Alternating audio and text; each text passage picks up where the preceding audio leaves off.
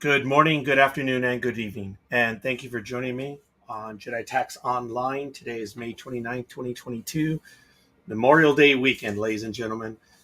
Thank you. Today our episode is entitled A Return to Normalcy, dare I say. So welcome once again, everyone. More than likely, since I'm just starting this program at about 1 p.m. Pacific time, way ahead of the 8 p.m. start time. I'm doing so only because it turns out that I have plans this evening and I'm going to be out and about. My name is Rogelio D. Noriega. I go by Roger from time to time. I am a California registered tax preparer, and I'm also registered with the IRS, as well as I am a certified acceptance agent. So thank you for joining me, everyone. If you care to let us know who you are and where you hail from, I'd appreciate seeing your comments in the chat room. And we're basically going to get to this. So, hi, that's me. Thank you for joining me. We have a lot that we're going to be going over today. So, I'm really excited about doing this. I know it's an impromptu episode, but as I mentioned, I have plans this evening. I didn't realize, I don't know what I was thinking. I already had the plans set up. I'm going to watch Top Gun Maverick tonight at 6:45 p.m.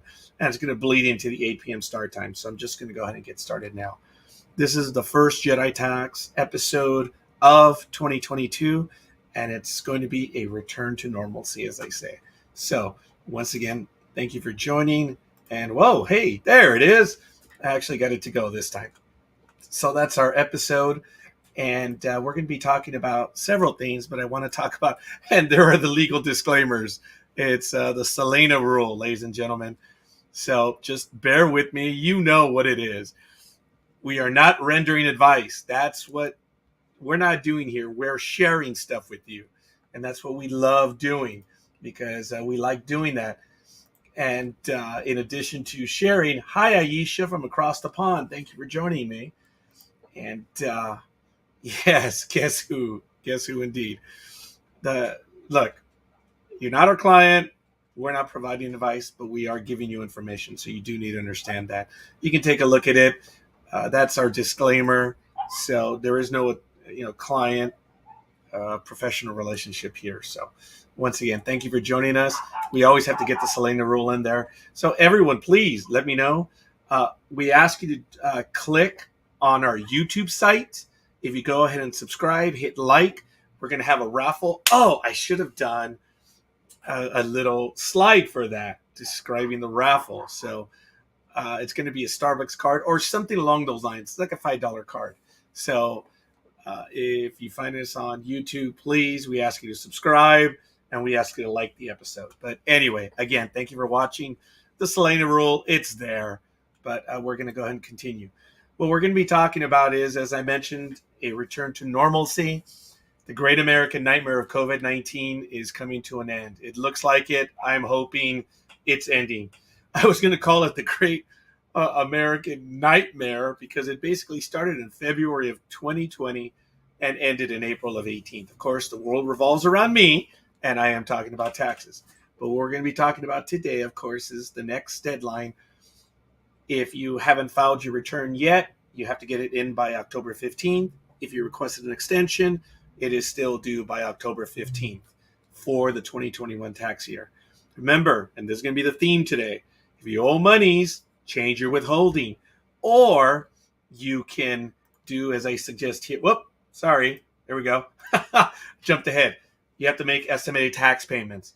But that's an option which can become a requirement based on what happened in your tax year.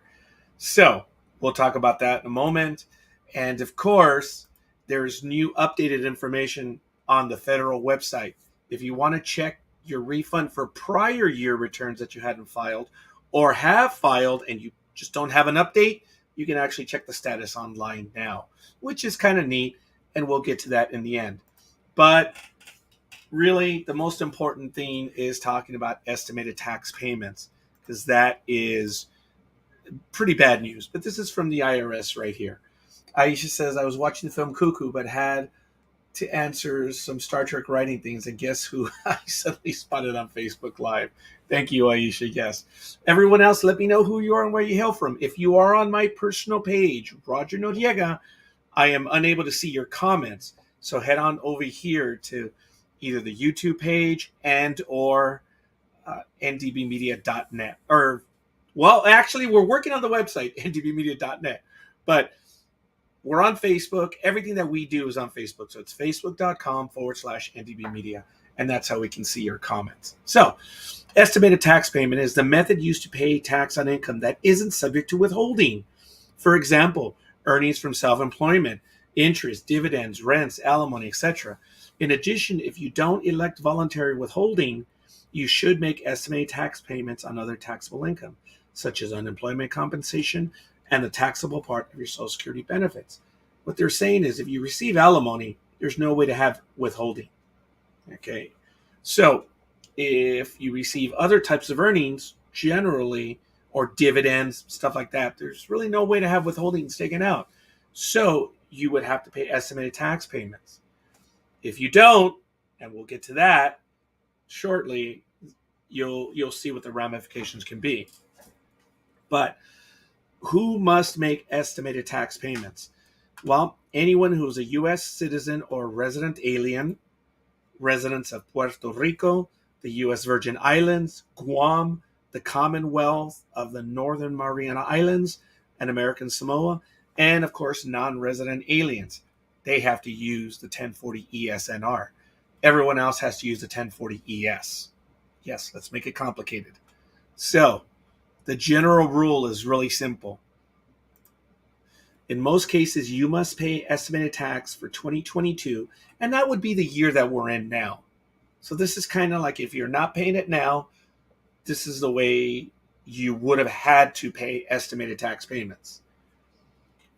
You expect to owe at least $1,000 in tax for 2022 after subtracting your withholding and refundable credits. Very quickly, today I only have myself. There's no one else. But thank you, Aisha, for asking that question. I do intend to have other presenters in the future as well, and that's at the end of the program when I do announce that. But for 2022, if you expect to owe at least $1,000 in tax, you should pay estimated tax payments. And if you owed this year in 2021, which of course was last year, but we're filing taxes for this year, well, here it is.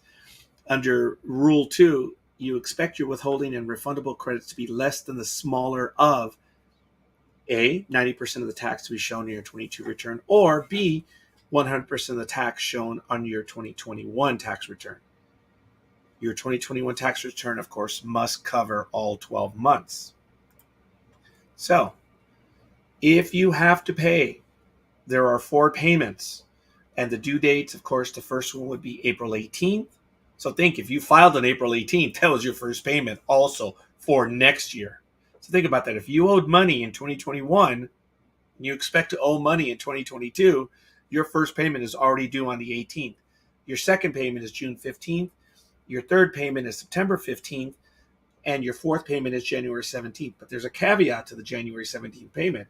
If you file your 2022 tax return on January 31st, 2023, you only pay the entire balance due with your return. So you don't have to make the estimated tax payment if you file your return and make payment by January 31st.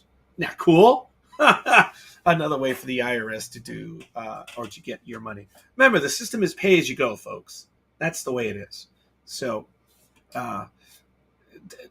these are the payment due dates. So now there is an exception. You don't have to pay estimated tax for 2022 if you were a U.S. citizen or resident alien for all of 2021 and you had no tax liability for the full 12 month of 2021. If you had no tax liability for 2021 and if your tax total was 0 or you didn't have to file an income tax return. Now, obviously, always, I'm sharing this information with you. Please consult with a professional tax consultant. You always need to do so. Now, you know that most states, I don't know all of them because I don't prepare returns for every state, but most states allow you to check for the status on your tax return. Now, for the federal government, you know that we've been able to do this for some time for the current year that we're in. But if you haven't filed for a prior year and you want to check the status, that pretty much has been impossible. Like for 2020, it's impossible. How about 2019? Well, guess what? Not only was it impossible, but now they've made the changes. It is now possible to check your current year, 2021, and now for 2020 and 2019. You all recognize this if you've checked. This is at the IRS website under refunds. You'll see it right there. And you would click on the box in the middle where it says check my refund status. Once you check my refund status, this is where you're at. And that's the change. You never had that option available to you. You'll notice when you've checked your status, you always had to input your Social Security number, your filing status, single, married, filing joint, married, filing separate, head of household, or qualifying widower, and then the refund amount. Well, if you look at the very top under, it says refund status, get refund status, tax year. It's right there. You can choose 2021, which is the latest tax year, and now 2020 and 2019. That is cool. I think it's great. I can now direct my client and say, hey, check right there. Obviously, we wouldn't be checking unless the return was delayed and or it was filed after the fact. So that is a neat little option that's come into effect within the last month or so. So it's kind of cool. And I went through this kind of quick. So I'm really happy about that. Remember, the next deadline is October 15th. Extensions, whatever, everything has to be done by that date. And the filing has to be done to avoid penalties. So that's the important thing. We're going to be talking about withholding more than likely next week. The fact of the matter is you owe money. Most of the time, you can cure it by adjusting your withholding. Yes, it's bad news. It means your check is going to be smaller throughout the year. But if you paid this year and you're going to pay next year, the IRS is going to make you do estimated tax payments where you have to make 4 additional payments. It sucks, for lack of a better word. But I thought I was going to spend quite a bit more time on this episode, but it looks like it's going to be much shorter. I want to remind you the Selena rule. It is what it is, folks. Look, we're providing you information. We're sharing you with information. There is no client-professional relationship here. So judge it for what it's worth. You may go ahead and contact your tax professional consultant. You can always go ahead and give us a call as well. Set up an appointment. We are in the off season, so you may reach us in the evenings on Wednesdays and Thursdays, Pacific time, as well as during business hours on Friday. We're closed all other times. So now, if you are interested in earning extra money in tax preparation, contact us. It's the website right there, JEDI.TAX. If you're interested in a career change, we can assist you and guide you in creating or starting up your own career. We also have advertising opportunities here with JEDI.TAX. So if you have, events, community announcements, stuff like that, hey, you're having a tax symposium, whatever, go ahead, let us know. We'll probably advertise it. But if you want to advertise something, just go ahead and contact us. And as always, we're always on the lookout for other professionals who are interested in joining our online program to share their expertise, obviously related to their own business. You're on our forum here, but you can always direct this episode to your website, your Facebook page, your Twitter account, whatever. But it's something that you can show off, for lack of a better word, your expertise. Oh, sorry. Coffee. Ugh. Anyway, this is a short episode, a return to normalcy. Thank you for joining us. We do appreciate your comments. And if you have questions, you can always fire them off in the chat room. I am Rogelio, Roger D. Noriega. I am a California registered tax preparer. I am a registered taxpayer with the IRS, and I'm also a certified uh, acceptance agent. I am taking my notary exam on June 4th, I believe. Yes, I think it's in Downey, California, because I wasn't able to do the one over here in Ontario, but I'm doing that. I'm in my 35th year assisting people in financial planning, and we're going to continue doing that. That is our website, JEDI.TAX, and that's pretty much going to cut it for us today. I'm going to be doing these more and more, so just like I say, go ahead and join us. Usually it's on Sunday night at 8 p.m. Pacific time, but I did jump the gun this time because I'm going to head on over and watch Top Gun Maverick tonight. So there's probably going to be a Monday Night America episode to talk about it. Aisha, thank you for joining us. Yes, next Saturday, Platinum Jubilee weekend for Her Royal Highness. So exciting stuff, folks. Thank you. I'm trying to limit the audible pauses, and I'm working on that because it's frustrating when you hear ums. I'm working on it. So want to thank each and every one of you for joining me, and we'll see you next time. Sports Talk with the Guys is on at 6 a.m. Pacific time, 9 a.m. Eastern.